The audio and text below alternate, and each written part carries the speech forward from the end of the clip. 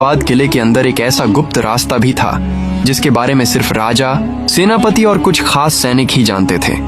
यह रास्ता सीधे किले के अंदरूनी हिस्से से बाहर जंगलों तक जाता था ताकि खतरे की स्थिति में राजा बिना किसी को पता चले निकल सके। इतिहासकारों के अनुसार इस गुप्त मार्ग को इस तरह बनाया गया था कि बाहर से देखने पर यह सिर्फ पत्थरों की दीवार जैसा लगे।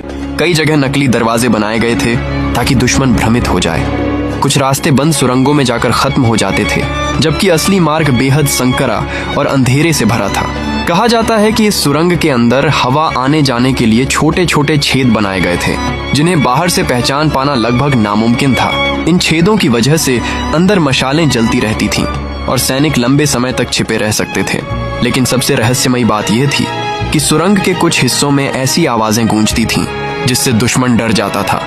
जैसे ही कोई अंदर चलता, उसकी आवाज कई गुना बढ़कर लौटती थी। अंधेरा, गूंजती आवाजें और भूल भुलैया जैसे रास्ते दुश्मनों का हौसला तोड़ देते थे।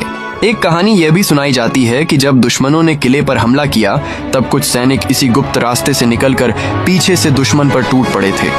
दुश्मन समझ ही नहीं पाया कि हमला आखिर आया कहां से। आज भी किले के कई हिस्से बंद पड़े हैं और माना जाता है कि उनमें से कुछ सुरंगें अब भी मौजूद हैं। हालांकि सुरक्षा कारणों से वहां जाना मना है, लेकिन जो लोग इस किले को देखने जाते हैं वे आज भी इसकी दीवारों और सुरंगों में छिपे रहस्यों को महसूस कर सकते हैं। सोचिए, बिना आधुनिक मशीनों के सैकड़ों साल पहले आखिर इतनी खतरनाक और रहस्यमयी इंजीनियरिंग कैसे बनाई गई होगी? और क्या सच में इस किले के नीचे अब भी कोई अनदेखा गुप्त रास्ता छिपा है?